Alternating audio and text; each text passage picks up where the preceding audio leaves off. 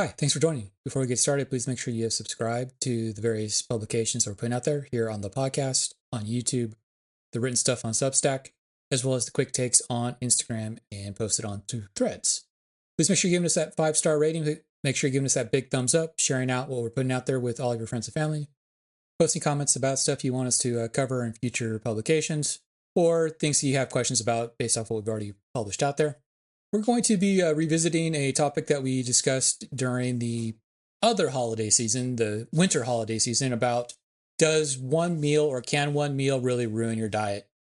Looking at how we can go about with all of the summer holidays that are coming up here, all the times that we're going to be spending with friends and family around the pool, on the patio, barbecuing, and generally just enjoying the summer.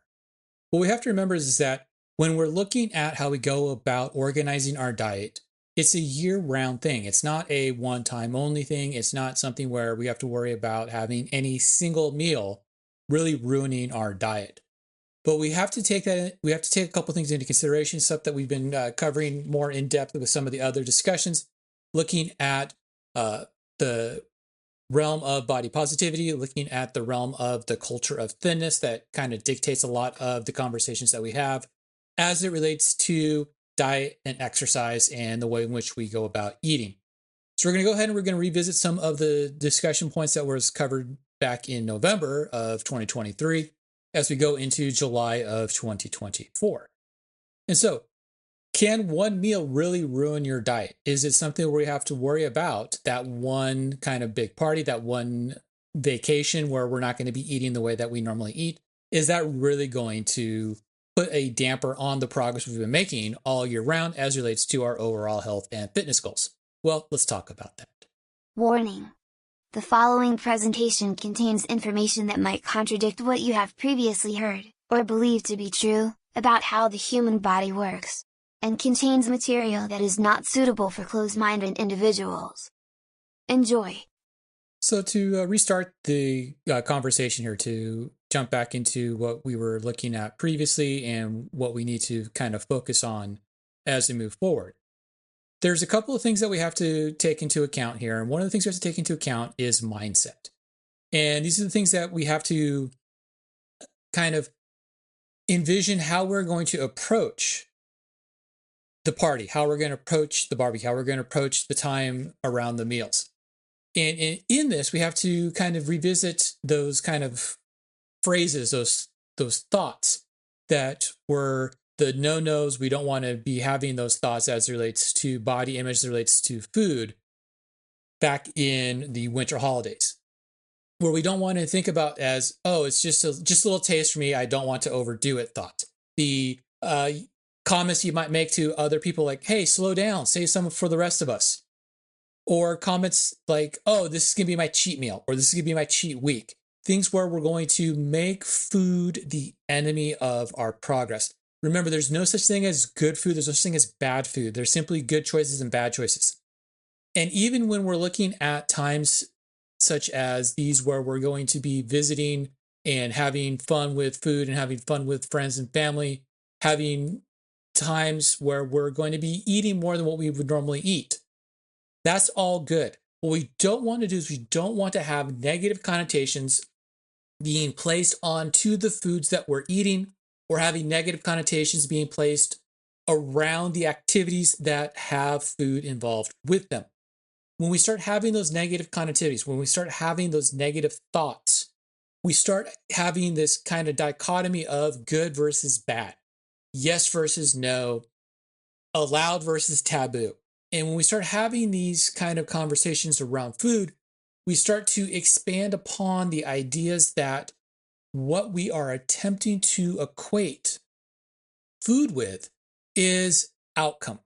And food and nutrition is not about outcome. It's about sustaining what we happen to have in terms of physiological responses, in terms of how the body's actually going to function, how the body's going to be able to maintain what the body needs to maintain in order to stay healthy. Yes, we might want to be thinking about changing the way in which we are eating some of the foods that we're eating. Yes, we might want to think about, do I want to have the ultra processed food, or do I want to have something that is less processed?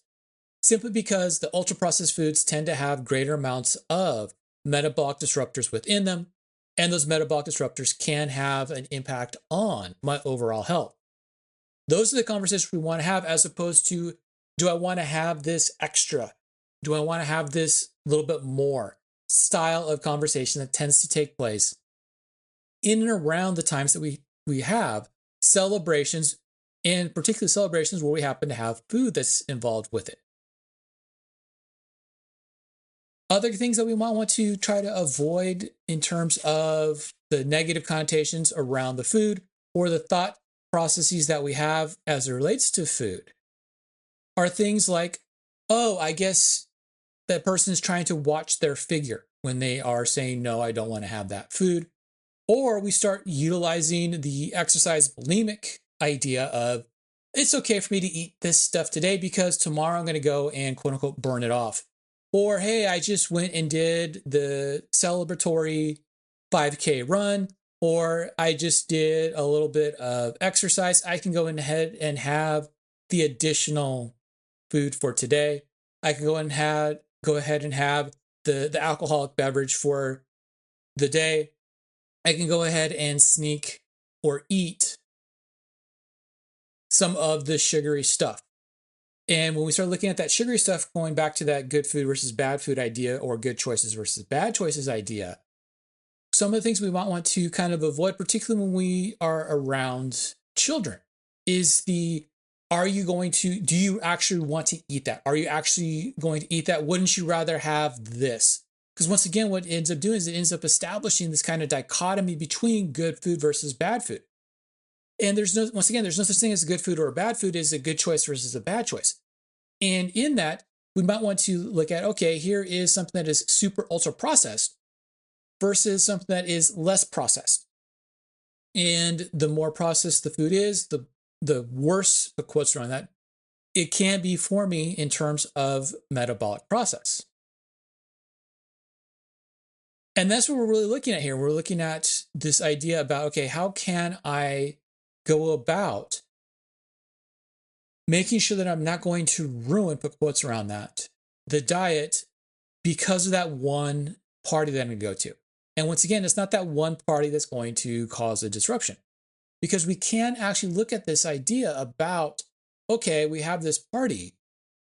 I can go ahead and I can start to look at how can I periodize my diet and my exercise around the holiday, around the vacation, around the party, in such a way that I don't have the negative connotations, I don't have the taboo put into the thought process. I don't have this thought process of somehow exercise becoming punishment for me going to the party, or I'm going to be starving myself, or I'm going to eat just a little bit here, but I'm going to forego eating the dessert because the dessert has sugar and I don't want to have sugar.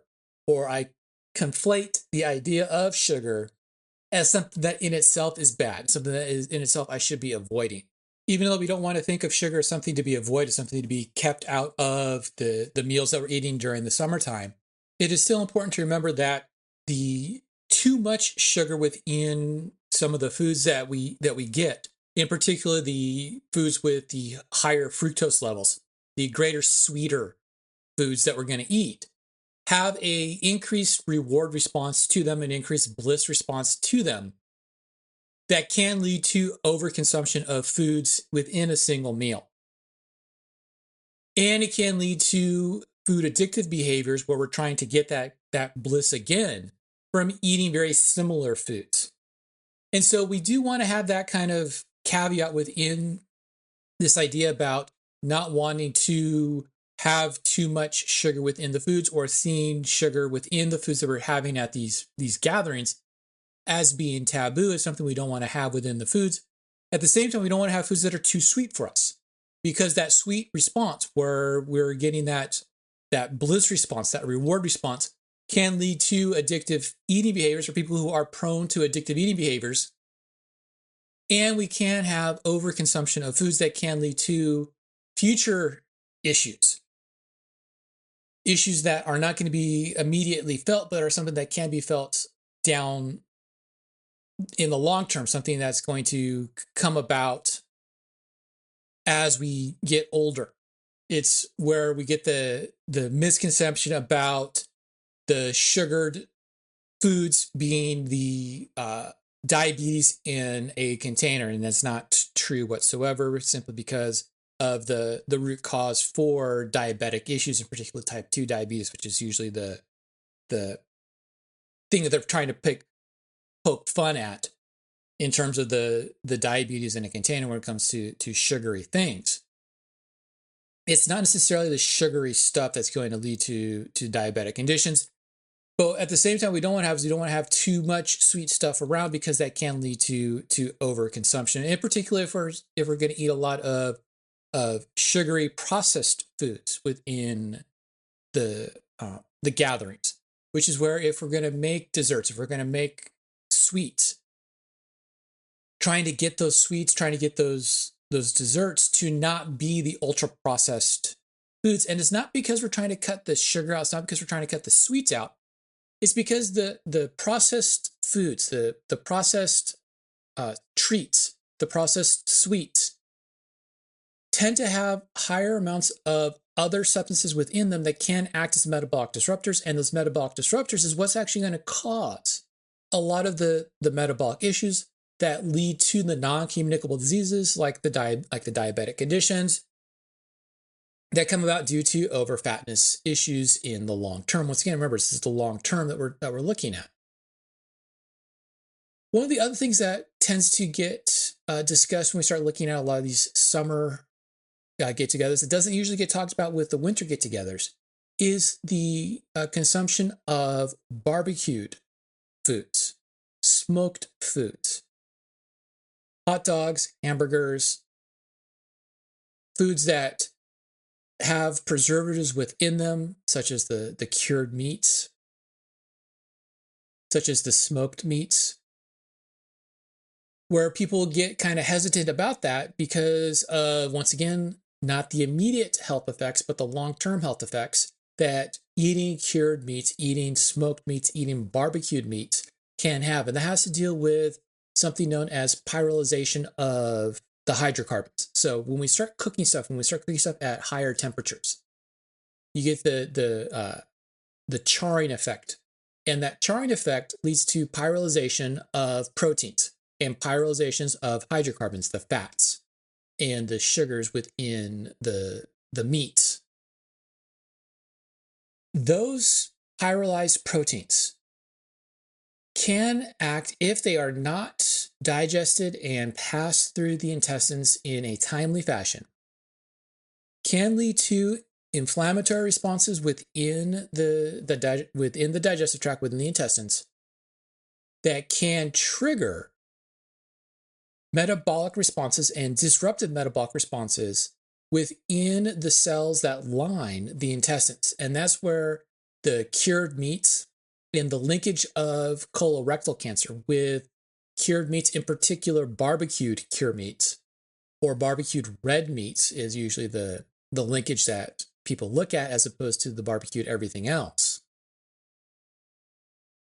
When we have large amounts of that food for long periods of time, there is an increased risk for having colorectal cancer. It's not that we're getting colorectal cancer because we're going to have the barbecued meat once. We're not going to have colorectal cancer because we eat barbecued meat. It's the overabundance of those meats, overabundance of that material, those pyrolyzed proteins, those hydrocarbons that get cooked, that trigger metabolic disruption within the cells of the intestines that can lead to carcinogenic effects. But once again, it's not a one-time only thing. And it's not just because I eat those foods that I'm going to automatically get the colorectal cancers. And this is where the one-time barbecue party, or this summer of doing barbecuing, doing grilling, or this time where we're going to be eating hot dogs and eating hamburgers and eating the foods that can have deleterious effects on our health in the long term, if they're eaten in excess and eaten excessively frequently. That's the key here. Excessive, excessive, excessive. Because what we're looking at here is we're looking at dose duration issues. And that dose duration issue is what's going to be the root cause for that carcinogenic effect that some of the meats that we might be consuming could have on our overall health. Once again, it's not a single issue thing. And so we have those two caveats when we start looking at the change in diet that might happen because of the summer. And that change in diet we might have during the summer leads to the two things that we're going to spend a good chunk of the rest of this discussion looking at. And that is, how can I incorporate vacation time and changes in diet because of vacation time into my year-round dietary habits without making it feel like I'm punishing myself because I'm on vacation and I want to eat something that I'm not normally eating. But at the same time, I don't want to have long-term impacts on the change in health that I've been making so far. But at the same time, what I don't want to do is I don't want to create eating disruptive behaviors. I don't want to create thoughts within my head that's going to lead to some sort of bad, put quotes around that, psychological thoughts about the food I'm eating or about the way I'm eating or what I might have to do because of how I'm eating at this time.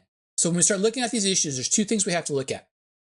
We have to look at, one, how can I establish the time away from my normal dietary habits, time away from the house, time away from home, into my year-round program, so that even though I don't want to think about this time as being my cheat week or my cheat meal, I can use it as a cheat week or as a cheat meal.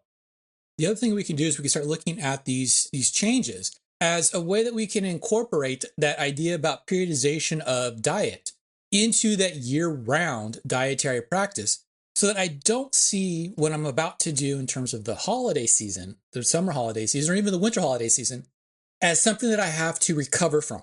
It's something that I have to think about as being different from all of the other times of the year in terms of my eating habits. It's going to be part of that year-round eating, that dietary practice that I'm establishing for myself. That's going to be my long-term dietary practice, my yearly, my year by year, my decade by decade, my new lifestyle, if you want to think about it in terms of diet as lifestyle, that new lifestyle where I'm going to incorporate various aspects of different dietary practices into how I'm going to eat throughout the year. And so we have these two ideas that we're going to kind of focus on here. The first idea is, how can I look at this in terms of the cheat? And we want to look at it in terms of the cheat, not as something where I'm rewarding myself or as something that I have to possibly recover from, because we don't want to have that negative connotation. But what I can do is I can say, okay, from this day to this day, I'm not going to have my normal dietary practice, and that's fine. And I'm not going to have my normal exercise practice, and that's fine. I'm going to use this as my recovery period. And during that time, I'm going to allow myself to de-stress. I'm going to allow myself to detrain a little bit. That de-stressing and detraining is going to allow me to come back to that exercise and that diet practice that I've been using, and come back where I might be a little bit lower than what I was before. But what's going to do is allow me to not have plateaus, is allow me to have continuous progress, because I'm going to have that time period off. And this is where we have to look at, okay, I can have this food, I can have this dessert. It's not something that's going to ruin me. It's not something that's going to ruin what I'm trying to do. And once again, this goes back to the idea that we cannot make food good. We cannot make food bad. We cannot make food reward. We cannot make food punishment. We have to use food as the fuel source for the body. And when we start looking at this idea about food as being the fuel source, what it does is it kind of helps negate some of that negative feelings that we might have if we're going to use this summertime holiday season, this summertime barbecue season this summertime. Let's be outside and have fun, or go on vacations where we're not going to have access to the gym, not have access to the normal kitchen that we might be using readily. It allows us to kind of negate some of that negative mindset. And that's the whole idea here, is that we don't want to use this idea of cheat, or this idea of change in dietary habit, change in exercise habit, and establish it with a negative concept, a negative connotation to what I'm trying to do. If I can avoid the negative connotations, if I can avoid the negative mindset around the food and around the changes in my food behaviors, I'm going to lessen the likelihood of having any type of abnormal eating, abnormal body image, abnormal thought process about myself. This goes into some of the other comments that get laid out a lot of times around people, particularly people who are trying to lose weight, trying to become healthier by losing weight, where you get the comments about other people's behaviors or other people's body image. And when you have those thoughts, when you have those ideas floating around, and you know, okay, I'm on a cheat right now because I don't have access to everything else, it puts you into that negative mindset. And when you're in that negative mindset, you're going to come out of the holiday time, you're going to come out of the vacation time with this idea, okay, I'm going to do extra. Or you're on your holiday, you're on your vacation, you don't have access to the gym, you don't have access to a lot of the other stuff. And so you decide to say, oh, I'm going to go and I'm going to run a lot. I'm going to run a lot so that I feel better about myself, so that I feel better about the fact that I'm going to be eating the foods I'm going to be eating. But what you're doing is you're setting up that eating disorder ideal. You're setting up that eating disorder concept of calorie, and the disorder concept of calorie and body image, where I have to offset energy that is in the foods for energy that I'm expending with exercise. And here's the thing. Most of the energy that we expend in a day has nothing to do with any of the exercise that we're doing. Unless you're doing excessively strenuous exercise, you may increase total energy expenditure by a few hundred calories, dietary calories in a day. And that's where you cannot have this ideal mindset about I'm cheating, and have that cheat become a negative thing. And that leads us into the next idea here, and the idea that we need to focus on when we're focusing on what we're looking at when we start looking at this vacation time, this possible change in dietary habit. And that's the periodization of diet.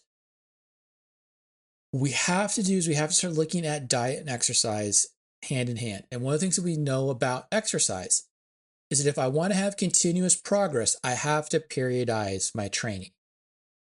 I have to periodize my training based off of what the goal happens to be for the day, for the week, for the month, and for the year, in that order. And we should be doing the same thing for our dietary habits. What is the goal that I have? What's the goal for the day? What's the goal for the week? What's the goal for the month? What's the goal for the year? The goal for the year is going to be the umbrella that's going to encompass the goal for the month. And the goal for the month is going to be the goal that's going to umbrella what's the goal for the week. And the goal for the week is going to umbrella what's the goal for the day. Within that kind of cascading effects of goals, and in particular making sure those goals are based off performance, comes all of the various behaviors that we're going to be doing in order to meet and possibly exceed those goals. And so if I'm looking at, okay, I'm on vacation, I'm not going to be able to cook. And since I'm not going to be able to cook, I'm not going to be able to make sure I'm having so much protein, so much carbohydrates, so much fat within each meal. But what I can do is I can look at the menus and I can make selections within menus that are very similar to what I'm eating at home if I don't want to have a change in dietary habit. Or what I can do is I can look at this ability to have a change in dietary habit as a way to cause a metabolic stress on my body. What I don't want to do is I don't want to have a digestive stress on my body. And what's the difference between those two? The metabolic stress changes fuel use in order to get energy for the cells to do what the cells need to do, and resource availability for the cells and the tissues of the body to build what they need to build in order to maintain the body. That's the metabolic stress. The digestive stress is I haven't been eating this type of nutrient. All of a sudden, I'm going to start eating it. When we stop eating certain types of things, the ability to digest those things drops. The body stops making as much of the enzymes as it made before.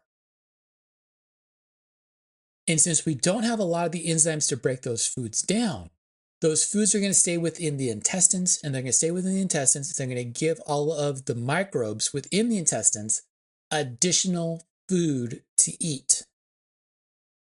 That's going to trigger digestive distress. That's where you start having the gas issues. That's where you start having the loose stool issues. That's where you start having the constipation issues. When you have drastic changes in dietary habits that cause a digestive stress, and digestive stresses lead to digestive distress, and digestive distress leads to a lot of the gastrointestinal issues that people complain about when they go on vacation to certain areas and visit distinct cultural areas where they blame it on hygiene issues, where it's not necessarily hygiene issues, it's more about having digestive distress issues, not necessarily hygiene issues. And this is where a little planning can go a long way. And it's the same type of planning that we think about when we start thinking about how can I establish my year-round exercise plan. We know when we're going on vacation. We know when we have parties coming up. There's a heads up to a lot of these festivals.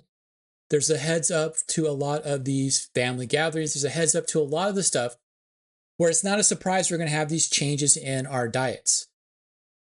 And because there's not going to be these surprises, we can go ahead and we can plan out. When am I going to have these dietary changes?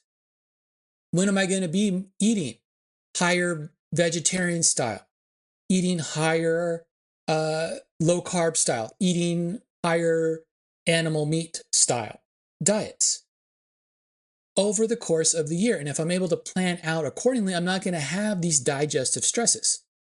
But what I will have is I will have some metabolic stress. And because I'm going to have this metabolic stress due to diet, I may see continuous metabolic improvements in my body even when I'm on vacation. I may still see small reduction in body mass even when I'm on vacation. But what I can't do is I can't use body mass, body weight, and how my body image looks as the end-all be-all for what type of dietary changes I might be making.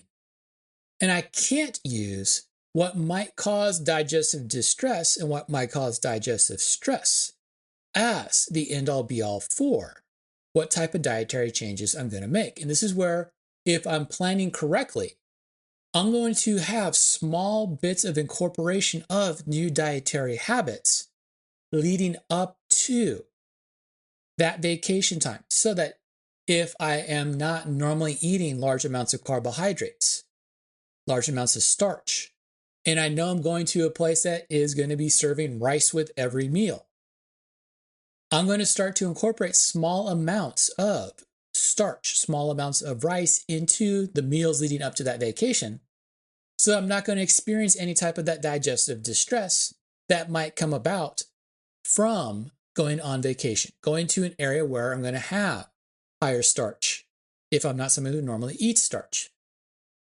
Or if I'm someone that is normally eating vegetarian, going to a place where I know I'm going to be eating meat, where I'm going to have small incorporations of meat into my diet so that once again, I don't have that digestive stress, so that I'm able to go about doing the digestion correctly without going into any type of distress over that periodized change of dietary practice. But once again, I don't want to make these changes. I don't want to incorporate these changes in such a way that I'm going to have punishment associated with these dietary changes where I'm going to feel bad about making those dietary changes, or where I'm going to feel like I have to offset changes in dietary habits by increasing in levels and amounts of physical activity. Because once again, we have to remember is that most of the energy that we're going to expend in a day is not from exercise, is not from activity, is not from being physically active. It's simply from living. And with that in mind, it's not worth living if we can't enjoy what we're doing, which means that we have to look at these small changes, these small incremental changes in diet and in exercise habits around times of vacations, around times of holidays, around times of parties,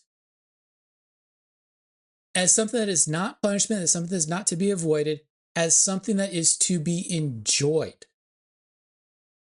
Understanding that one meal does not ruin all of my dietary habits. One meal does not ruin all the progress I'm making on my health. One day off is not going to set me back. 1 week off is not going to set me back. If you look at why people are hesitant to look at it this way, it's because they've had negative experiences. It's because they've had experiences that made them want to avoid stuff, made them feel bad about how they look, how they behave, how they act, where they've been excluded because of bias, because of weight bias, because of body image bias, because of gender bias, because of ethnicity bias, because of a lot of the social, cultural biases that impact a lot of the things that we do in communities, in groups.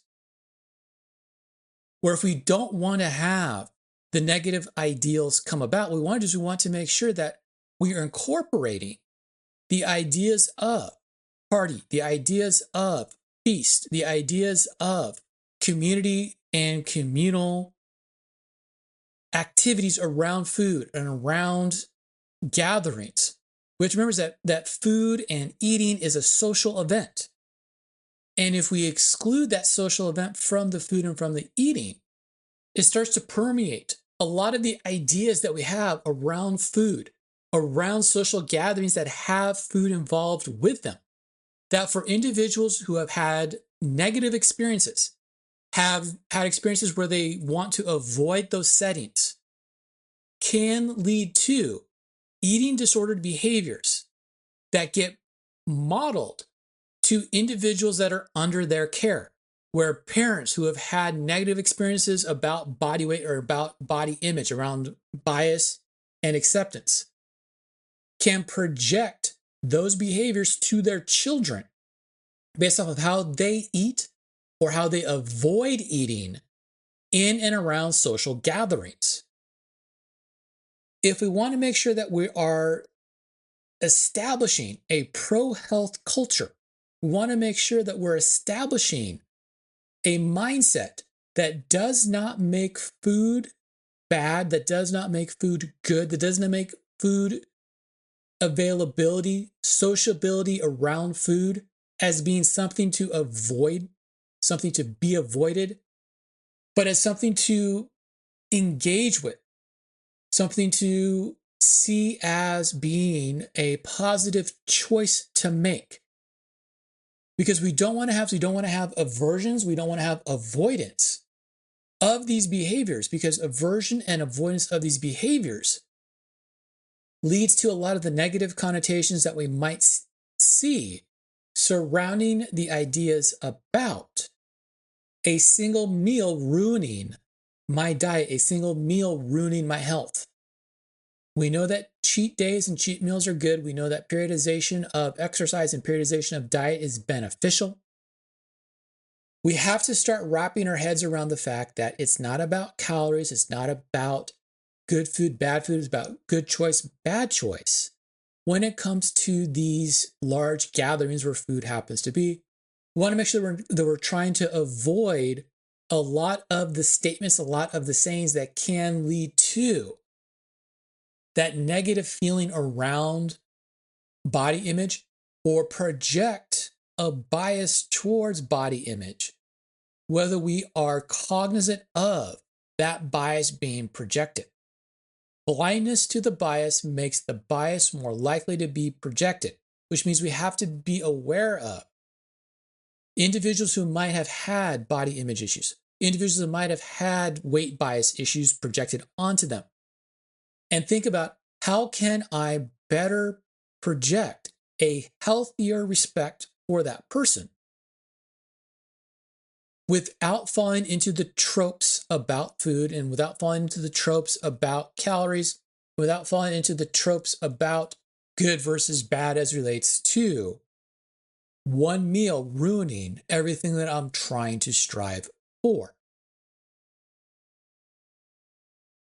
I highly recommend going back and listening to the cheat meal discussion. I highly recommend going back and listening to the discussion that we had relating to body image projections, in particular, the culture of thinness ruining health, as we go into much more detail about these ideas in those discussions. But thanks for listening. Hopefully, you got a little bit out of this conversation. If you have questions or if you wish to discuss this in more detail, please let us know. I'm more than happy to go into more detail about some of the individual points being raised here on this discussion or on the discussions I just referenced. Once again, thanks for listening. Make sure you give us that big thumbs up, that 5-star rating. Make sure you're following us on all of the various platforms and have subscribed to all the various platforms here on the podcast as well as on YouTube.